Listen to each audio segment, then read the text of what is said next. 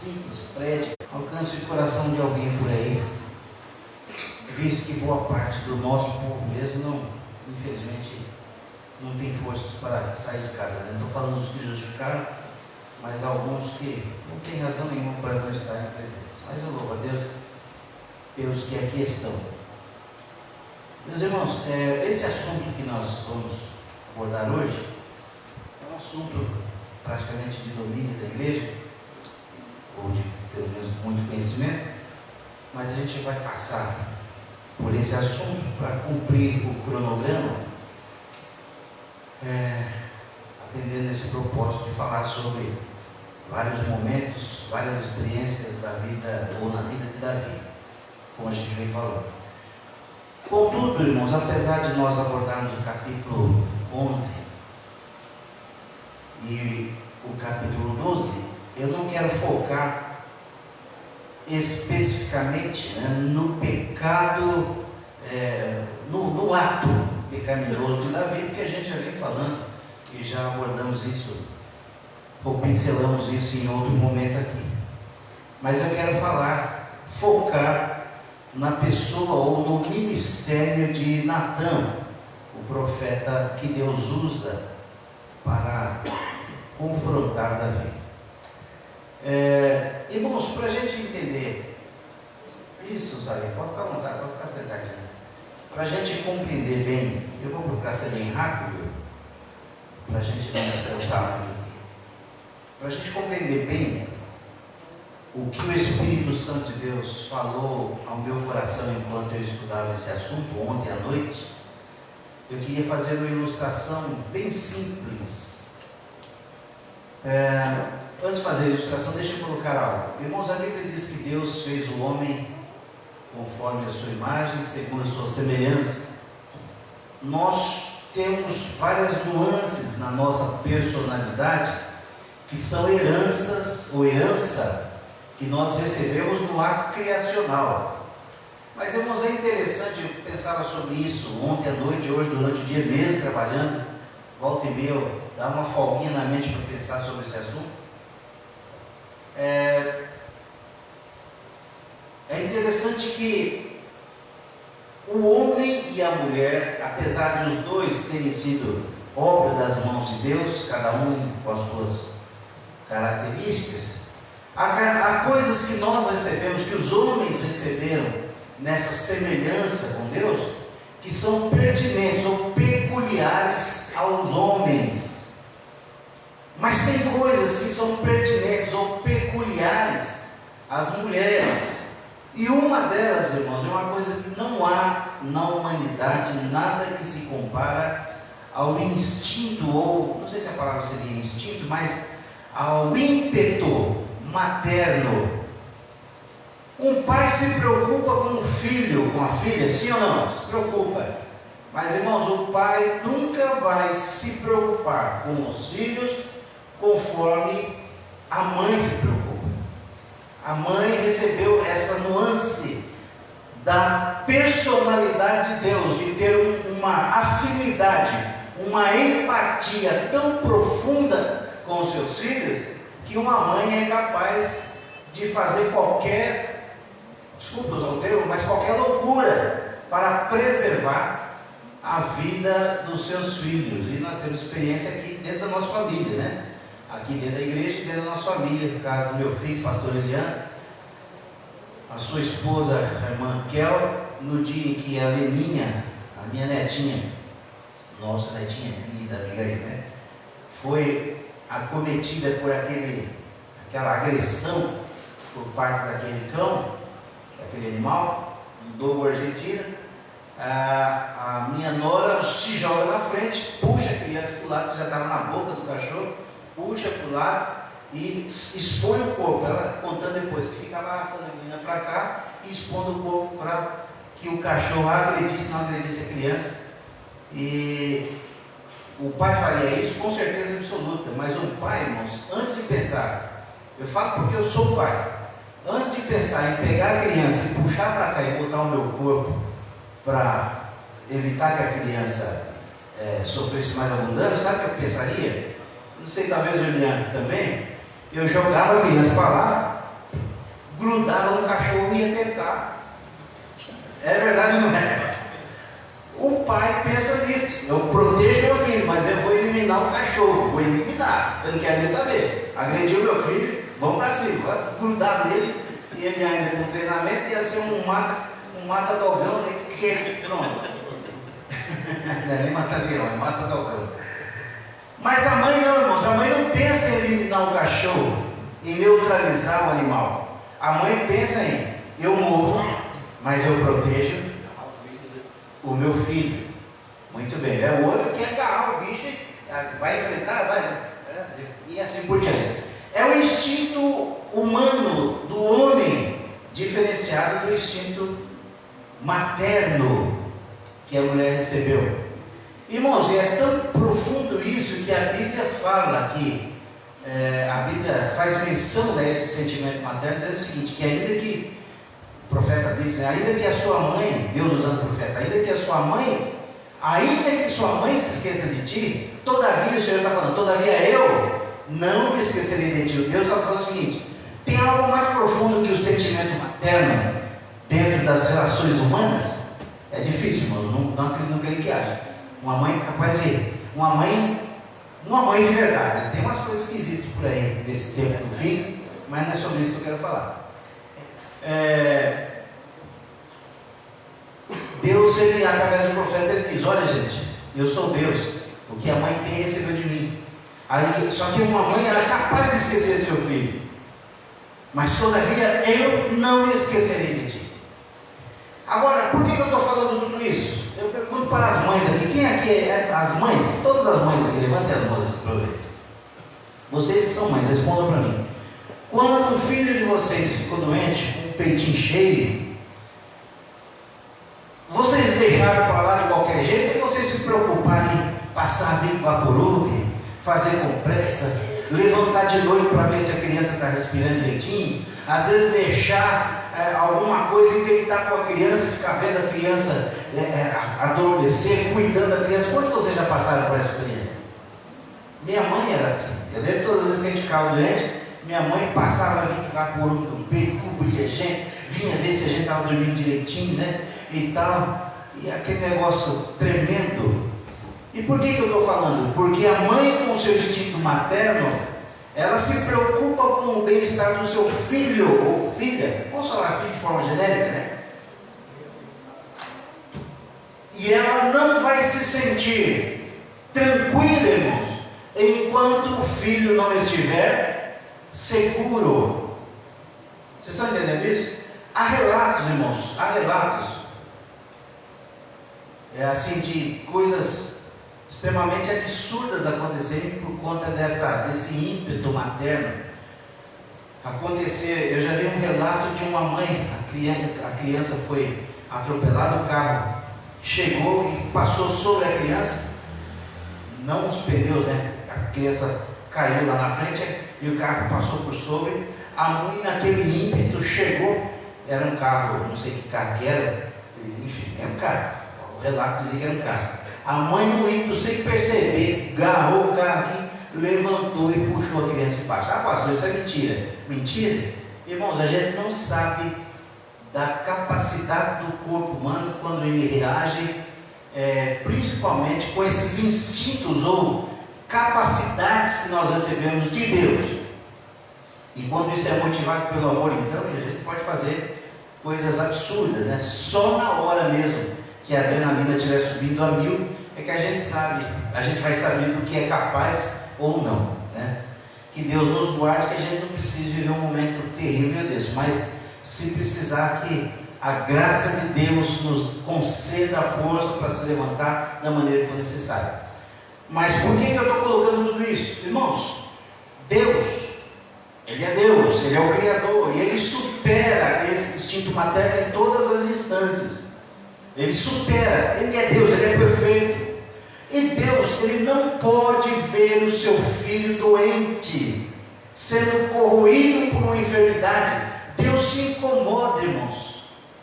Quando eu estou falando de enfermidade, é claro que Deus se preocupa com as enfermidades físicas, tanto que Ele deu para a igreja os dons de curar, e Ele opera maravilhas. São dois dons, né, diferentes. sinais. Ele tanto opera maravilhas como ele realiza, através da igreja, opera os dons de curar. A igreja ora e Jesus cura. Mas quando eu falo dos seus filhos serem corroídos, eu estou falando especificamente da enfermidade espiritual chamada pecado. Pecado, irmãos, é uma doença. É uma doença que corrói. Nós vamos ler alguns textos aqui. O estudo hoje é bem simples. E Deus vai falar o coração de alguém. Aí, por onde Deus levar essa palavra. Mas eu queria que você prestasse muita atenção. Deus ele não é passivo, irmãos. Quando alguém é acometido pelo pecado, pelo veneno do pecado que traz tantas consequências, tanto para o corpo físico quanto para o corpo espiritual e consequências eternas, Deus ele não fica simplesmente olhando lá da eternidade dizendo, aí pecou, olha aí que filho rebelde. Não, irmãos. Deus ele se preocupa, Deus ele move. É por isso que tem igreja, é por isso que tem púlpito, é por isso que tem obreiros, é por isso que tem pregação da palavra, é por isso que existem os dons espirituais, é por isso que existem departamentos da igreja, é por isso que existem trabalhos junto com a comunidade cristã, evangélica, da Assembleia de Deus e de qualquer outra denominação. Por quê? Porque Deus quer falar, porque no momento que Deus está falando, Ele está orientando e trazendo cura aos seus filhos. Agora, pastor, o que isso tem a ver com a vida de Davi? Davi pecou, irmãos. Davi pecou, cometeu algo grave, e os irmãos conhecem a história, nós não vamos ficar recontando, mesmo que pregação não pode ser contar a história da Bíblia, né? Contar a história da Bíblia, a gente conta para quem nunca ouviu de Bíblia, né? Quando a gente vai pregar, tem que pregar a palavra de Deus. É complicado quando a gente vai ouvir alguém pregar e a pessoa fica contando a história que a gente já leu. Aí não tem novidade, você tem que pedir. Por isso que pregação sem oração, sem estudo da palavra, irmãos, fica um negócio que não dá muito resultado. Porque crente que vem para o culto de ensino, crente que vem para a escola dominical, quer ouvir revelação. E a revelação não vai acontecer se não houver busca, né? Busca, ainda é que simples, mas tem que haver busca. Mas enfim, Davi comete o seu pecado, os irmãos sabem qual, se deita adulterinamente com Betseba, e daqui um pouco chega a notícia, o seu marido de Betseba na guerra, lá com Joabe, mas chega a notícia que ela estava grávida. Davi, além de ter adulterado com aquela mulher, agora toma uma atitude, eu preciso esconder o meu pecado. Presta atenção aqui, rapidamente eu vou passar esse ponto. Ele fala o seguinte, manda trazer o rapaz de volta aí. Fala para Urias vir. Quando Urias chega, ele diz o seguinte, o jovem guerreiro, desce a tua casa e lava os teus pés. Em outras palavras, ele estava falando o seguinte, desce para a tua casa, relaxa, namora um pouquinho com a tua esposa, fique em paz. Porque ele dizia no seu coração o seguinte, se eu faço, Urias vir, ele veio. Se eu faço ele para a sua casa, ele foi. E se ele vive o momento íntimo do casal, que é direito deles, eu consigo cobrir o pecado, porque essa criança está sendo gerada lá para todos os efeitos, fica sendo a criança dele. Mas irmãos, Urias era crente para valer, e Urias vai até a casa dele, diz a Bíblia, mas em vez de entrar na casa e ficar com sua esposa, ele diz que dorme do lado de fora, junto com os homens que estavam com ele, com os servos do Senhor. E depois ele disse, olha, a arca do Senhor está lá no campo de batalha, Joabe e o exército de Deus está lá, e eu ficaria dentro da minha casa com a minha esposa? Vou ficar para fazer isso não. No outro dia o rei ainda tenta embebedá-lo, a Bíblia tenta, não, embebeda, né? Faz uma festa, fica mais hoje aqui, faz uma festa com bastante vinho, embebeda o rapaz, volta para casa. Ele foi todo chapado, tonto para casa, mas ele era crente, irmãos. Rapaz, então é crente, não bebe, mas naquela época ela bebia, irmão, não bebia pouco não. E Davi mandou e bebeu mesmo. Só que na hora que Davi falou, vai para casa. Ele foi e de novo não entra. Não vou entrar, porque a arca do Senhor está lá, o meu general está lá, o exército do Senhor está lá, e eu vou ficar aqui num bem bom? Não, eu sou guerreiro. E a Bíblia diz então que, como não tinha resposta, Davi faz o seguinte, escreve uma carta, põe na mão dele, os irmãos conhecem essa história, não precisa ficar recontando, né? Manda a carta lá, através dele para Joabe, e Joabe recebe a orientação, coloca esse rapaz na frente do batalha, onde foi o negócio ficou mais terrível. Colocaram e Urias morre. Aí Davi fala o seguinte: pronto, resolvido o problema. Mas, irmãos, pecado não se resolve desse jeito. O pecado não se resolve se acostumando com ele, justificando ele. Não, o pecado só vai ser resolvido com a confissão e a intercessão. Mas Davi conseguiu enrolar. Vamos ver quem está bom de Bíblia aqui. Menos o Eliano, menos o Luciano, e o sábio, e esses obreiros aqui, que aqui todo mundo vai saber a resposta. Irmãos, quanto tempo aproximadamente Davi conseguiu ocultar o pecado que ele havia cometido? Pecado duplo, né? Que era o adultério e o homicídio, porque ele mata o marido daquela mulher com a espada do exército inimigo, né? Quanto tempo ele conseguiu ocultar esse pecado? Vamos ver quem vai ganhar um doce aqui do irmão Edson. Um ano. Soprado aí você, né? Não é soprado, não, você acha? Irmãos, aproximadamente um ano. No mínimo 10 meses, porque a gestação 9 meses. A criança nasceu, irmãos. A Bíblia diz que a criança nasceu. A criança começou a se desenvolver e estava todo mundo tranquilo. Davi dizendo: ó, pequei e ficou por isso mesmo. Mas o pecado, irmãos, o que o pecado faz? Olha só o que o próprio Davi vai dizer. Vamos ler alguns versículos para vocês verem o que o pecado faz com a gente. Salmo 32, versículos 3 e 4. E alguém já abre também no Salmo 51, que eu não marquei aqui, mas esse é importante a gente ler. Vamos ler Salmo 32 primeiro. E alguém me ajuda a achar no Salmo 51, onde ele diz assim: devolve-me a alegria da tua salvação. Se não me engano, está no Salmo 51, né? Me ajuda a achar aí, porque eu não marquei esse versículo. Versículo 12. Isso, muito bem, obrigado, pastor Marcelo, você já vai ler para nós. Irmãos, quem achou o Salmo 32, versos 3 e 4, eu vou pedir para alguém ler com voz de trovoada, aqui no versículos 3 e 4. E quando me calei. 3 e 4. 3 e 4. Vai, pode ler agora. Enquanto eu me calei, envelheceram os meus ossos pelo meu bramido e do dia. Em todo dia. Porque de dia e de noite a tua mão pesava sobre mim. O meu humor se tornou em sequidão e de estio. Sequidão de estio, sequidão absoluta, no tempo da estiagem, quando não tem chuva, né? Irmãos, olha o que o salmista está falando. Enquanto eu me calei, em outra tradução diz assim: secaram os meus ossos. Aí o pecado, irmãos, ele causa consequência na saúde.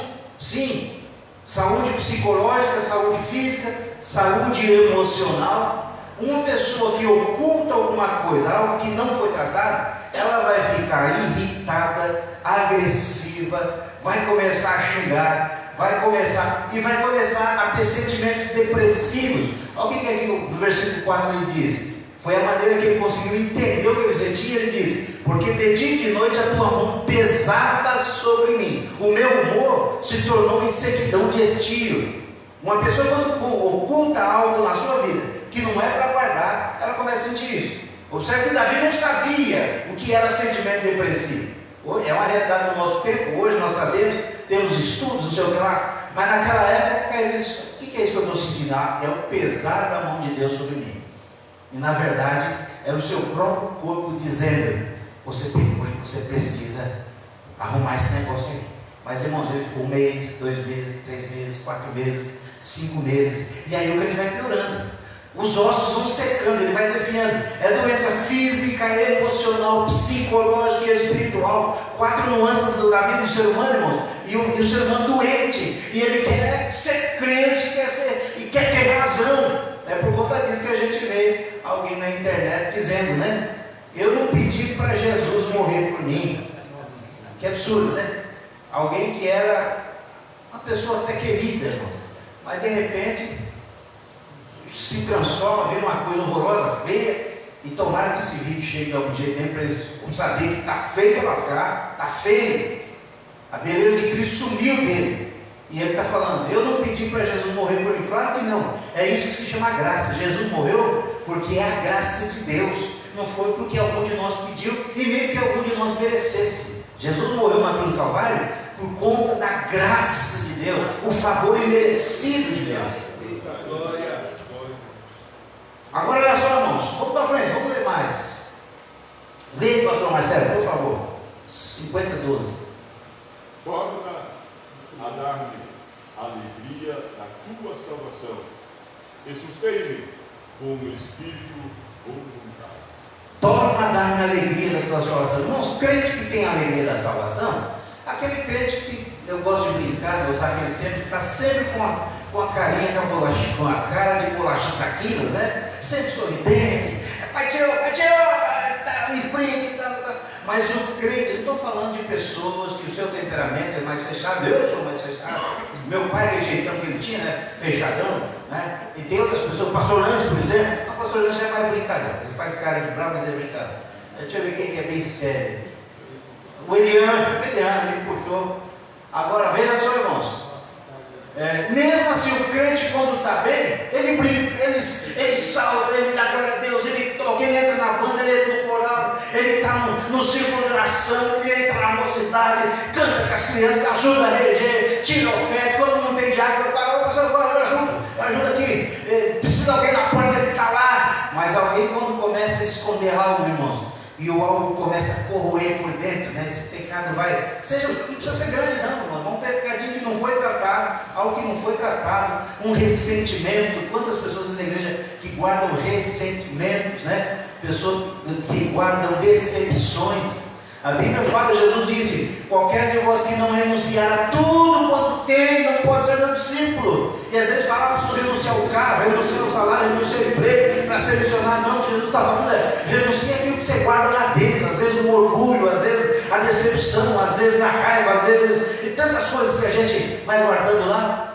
E o Senhor está falando, tira esse negócio aí, porque enquanto você guarda, você começa a secar. E chega um momento, sabe, que a pessoa perde a alegria de salvação. Sabe o que é um crente que não tem alegria de salvação? Ele não tem prazer de vir na igreja, não tem prazer de ouvir culto de ensino, não tem prazer de vir na escola dominical, café depois da escola dominical, para quê?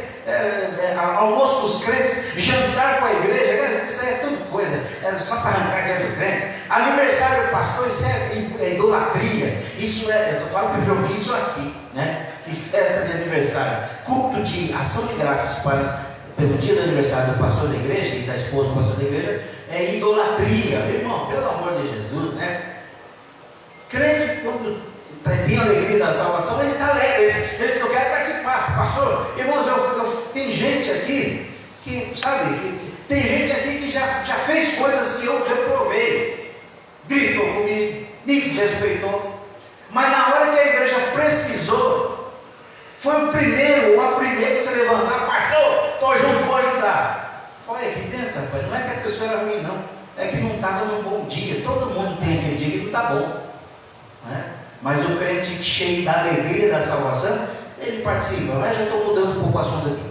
Vamos correr para frente, que teria aqui nós pelo menos 12 versículos. Romanos, esse todo mundo conhece decor, esse vocês podem citar decor. Romanos capítulo 6, verso 23. Porque o salário do pecado é a morte. Ô pastor Anderson, o salário do pecado é o quê? É a morte. Você pecou, você vai receber, crente. Mas recebeu o quê? A morte. Vai morrer. Não adianta. Eu sei que alguém vai me ouvir, porque o Espírito de Deus falou para mim. Transmite, porque eu vou levar essa palavra ao coração de quem precisa. E vou levar longe. Não adianta, irmãos, a gente tentar justificar o pecado com as ideologias desse tempo, com os modernismos desse tempo. Pecado ofende a Deus. Deus está olhando lá de cima e está dizendo, meu filho está morrendo, minha filha está perecendo, eu preciso fazer algo. Já fez, Jesus morreu no cruz do Calvário, mas nesse tempo o que ele faz? Deus levanta Natan. Não vai dar tempo de ler tudo, mas vamos ler mais um aqui. Salmo 38, versículos 3 e 4.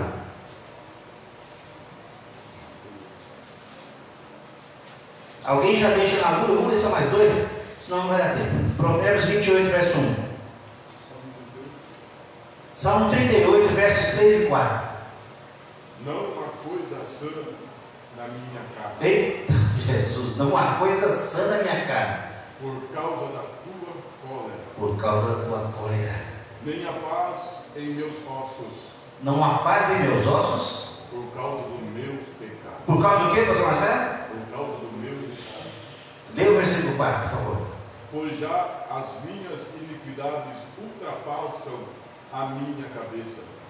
Como carga pesada São demais para as minhas forças. Consequência do pecado gera. Vamos lá. Provérbios 28, verso 1. Temos parte do versículo aqui, mas não vai dar tempo. Fogem os ímpios sem que ninguém os persiga, mas qualquer justo está confiado como o filho do leão. Irmãos, o crente, quando ele não está abrigando em seu peito nenhum tipo de pecado que o corrompa, ele é ousado. Crente ousado.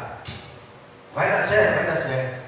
Está difícil, irmão. Pensa que é fácil, irmão, você orar, consagrar, levantar de madrugada, falar, Jesus, como eu fiz a madrugada, falar, Jesus, me dá a palavra para falar para o povo. E bem nesse dia você receber um monte de ligação, pastor não vou, pastor não vou, pastor não vou, pastor não vou. Pelos que justificam, você fala, glória a Deus, pelo menos estão respeitando a gente. Mas irmãos, cadê os outros 90 crentes, irmãos, poderiam estar aqui? Mas se a gente olha para isso, o que a gente faz? Desanima. Mas aquele que está justificado, e todos nós somos justificados, ele é ousado. Ó, o crente não foi, não faz mal não. Quarta-feira que vem eu vou estudar de novo, e vou pregar de novo, vou orar de novo, vou falar de novo, e vou transmitir de novo, porque se alguém aqui não ouve, alguém lá em algum canto do Brasil ou fora dele vai ouvir, e Deus vai ser glorificado. Aleluia. Eu estou falando de mim, mas eu estou falando de você. Você é ousado, você veio. Círculo de oração, tem 5 irmãs. Vamos cantar. O Lu vem ensaiar com os varões, vem 2 irmãos no ensaio. O pastor falou para o irmão, vem ensaiar com os varões, vem 2, vem 3 irmãos. Vamos ensaiar? Não, peraí. Eu estou bem com o projeto. Nós vamos fazer para ele, nós vamos ensaiar. Crente ousado. Banda, irmãos. Alguém já falou, pastor Marcos, lá na sua igreja tem banda? Tem. Quantos músicos tem? A gente está em 6 músicos, 6, né? Eu, um Edson, uma Maria, uma Cláudia, 1, 2, 3, 4, uma Raquel e um irmão Carlos. De sopro, né? De sopro. Os irmãos não ficam. Não, é só o de sopro. Ele fala do sopro, 6 músicos. Daí alguém fala, mas rapaz, você é pastor, fica correndo atrás desse negócio de cristão, e tocar em banda. Eu falei, rapaz, é o dom que Deus me deu. Eu não estou em pecado. Se eu não estou em pecado, eu quero é tocar. Eu vou ficar sentado sem fazer nada. Eu vou pegar meu trompetinho, vou lá dar uma sopradeira e escroco e não estou nem aí. Eu estou lá fazendo alguma coisa. Porque quando eu estou fazendo, eu estou falando, Jesus, recebe aí meu sobrinho, minhas notinhas, Jesus. E quando eu chegar aí, eu quero chegar com alguma coisa para apresentar. Mas o ímpio, irmãos, está escolhendo alguma coisa? Ele foge. Ah, não. Eu vou sair fora, vou sair fora. Vou sair fora. Eu estou falando de quem está em pecado. Estou falando de quem está com dificuldade. O Lu, por exemplo, o Lu mora lá na. Como é que chama mais lá? Oi? Para lá do Bom Sucesso, né? Bem para frente. Longe para lá, irmãos. É prova, irmãos. Eu falo, eu moro na metade do caminho em relação a ele. Não é todo dia que você tem gasolina, não. E olha que eu sou ajudado. A igreja cuida da gente. O ministério cuida. Mas muitas vezes não dá. O carro não bebe, tá beleza. Aí tem dia que você vem aqui orando, Jesus, põe tua mão, põe tua mão, põe tua mão, põe tua mão. E às vezes o Senhor fala assim, hoje eu vou dar uma provinha. 2 vezes, 3 vezes já, eu orando, põe tua mão, mas chega ali nesse o carro para. Daí tem que ligar para alguém. Mas por que eu estou falando isso? Porque a gente tem dificuldade, a gente é menor que alguém? Não, irmãos. Porque todos nós enfrentamos dificuldades. Mas o justo faz o quê? Ele é ousado, ele não quer saber, eu vou. E sempre dá certo. Não estou pedindo nada para ninguém, não. Viu? Eu estava pedindo uma ajuda aqui para o irmão e o senhor falou assim para mim: para com esse negócio aí, passa, você não precisa disso não. Eu falei, cara, já não vou pedir mais. Sério que Deus está até meio sumido. Está até meio sumido aí da igreja. Estou brincando. Irmãos, eu poderia ler, eu esqueço que eu estou transmitindo e começo a viajar, não pode. Vamos para frente aqui. Irmãos, quando Deus olha para Davi e vê Davi adoecendo, há quanto tempo mesmo?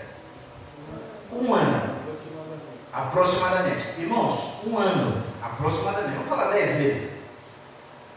10 meses é muito tempo, irmãos. Ó, Davi sentiu os ossos secarem, o peso da mão de Deus, na verdade era sentimento depressivo. O seu humor ficou mal-humorado. Imagina o rei, irmão, mal-humorado. É tão poderosa que o inimigo falou: não vou deixar não. Mas continua. Não, eu continuo aqui, porque para nós vai. Mas alguém não vai receber. Chamado Natan, um profeta que foi muito importante na vida de Davi em vários momentos. Olha, glória. Eu estava transmitindo aí talvez pela internet, mas tá bom. Volta, Jesus, graças a Deus. Irmãos, Deus levanta um profeta que era conhecido. Agora eu começo a pregar para os obreiros que estão aqui, os oficiais. Senhores oficiais, senhores obreiros, Deus vai usar vocês em palavras gloriosas, como usou Natan, para falar. Olha só, Natan aparece pela primeira vez na vida de Davi, segundo Samuel capítulo 7. Ele é importante na sucessão do trono. Ele foi também considerado um historiador. Ele vai aparecer em alguns momentos na vida de Davi de uma maneira muito positiva, no sentido da nossa concepção. Mas aqui, irmãos, no segundo livro de Samuel, capítulo 12, ele aparece também de uma forma positiva, mas muito confrontadora para a vida de Davi. Presta atenção no que eu estou dizendo. Profeta, irmãos, nós, homens de Deus, Deus nos levantou para levar a palavra, abençoar o povo. Mas muitas vezes Deus vai falar o seguinte: antes, hoje você vai abençoar, fazendo com que o povo seja confrontado por minha palavra. Já teve vezes, irmão, na época que eu pregava bastante, assim nas congregações, ainda no Ministério do Irmão, eu lembro de uma vez que eu fui pregar numa cidade vizinha, numa festa de círculo de oração. Não vamos citar o lugar aqui, por questão de vigilância, mas eu estava ali, a igreja bem cheinha, muitas irmãs ali e tal, o templo estava bem participativo, bem cooperado, né? E eu estou sentindo aquela dificuldade, eu olhava para a igreja, e a palavra não fluía no meu coração, apesar de sempre ter estudado e tal. Mas na hora que eu levantei, irmãos, eu levantei e o coração fechou. E a palavra que o Senhor me deu foi o seguinte: irmãos, eu não posso pregar enquanto as irmãs que são anfitriãs não fizerem conserto diante de Deus. Porque do jeito que vocês estão, com esse brinquedo que vocês arrumaram aí, eu não sabia de nada, mas falei, com esse brinquedo que vocês arrumaram, o Espírito de Deus está triste e precisa ter conserto. Na hora, a glória de Deus tomou conta da igreja. Agora, a orelha queimou, as duas orelhas queimaram, né? Porque você fala: Jesus, que loucura é essa que eu estou fazendo aqui? Aí as irmãs começaram a se abraçar, irmãos, e a glória foi descendo, tomou conta do culto, e a glória foi descendo. Deus já usou outra irmã ali, começou, veio profetizando pela igreja, e a glória tomou. Aí o Espírito tinha que esperar uns 10 minutos, para daí começar a pregar, porque a glória tomou conta. Mas a palavra foi: tem que haver conserto, porque o pecado estava corroendo a comunhão das irmãs. E Deus levanta agora Natan e fala o seguinte: Natan, vai lá e vai falar com Davi. Eu estava vendo, Gustavinho, a conversa de vocês na segunda, o estudo aqui da Thalita, os Sabrinhos, os obreiros ainda, os jovens. Como é que você chama mesmo? Tratamento de choque. Eu lembro que no meio da conversa até quis falar, mas não, em outro momento a gente toca nisso. Estava ali uma preocupação de ter sempre a melhor resposta quando alguém lhe indaga alguma coisa. Mas eu estava pensando, a gente pode estudar as respostas, a gente pode estudar. A melhor resposta quem tem é o Espírito Santo de Deus. Por isso que eu tenho que ler Bíblia, orar, consagrar, ouvir a palavra de Deus, mas descansar. Irmãos, eu tenho que aprender uma coisa: não adianta, irmãos. Não adianta você ficar noiado com esse negócio. Eu preciso ter resposta. Eu preciso estudar para decorar. Não, você precisa estudar, alimentar a tua alma, fazer o seu papel como cristão. Só tem uma coisa: descansar, sabendo que quem conduz é o Espírito Santo. E Natan agora, irmãos, vai com a palavra de Deus. Ô Carlos, olha só, Natan vai com a palavra de Deus para confrontar o rei. Mas vou confrontar o rei? Ele fala: Senhor, como é que eu vou falar? E o Senhor coloca no coração dele. Pensa que ele estudou para fazer isso? Não, irmãos, ele dependeu do Espírito Santo. E a palavra foi: vai lá e conta uma história para ele. Eu vou operar através da história, do seu conto, da sua ilustração. E ele chega e fala: ô majestade, estou com um assunto aí para passar. O senhor, pai, já estou terminando, tá, irmão? A gente tinha aí na terra um camarada rico, tinha várias ovelhas. Do lado dele morava um vizinho pobre que só tinha uma ovelhinha, majestade, pobrinho.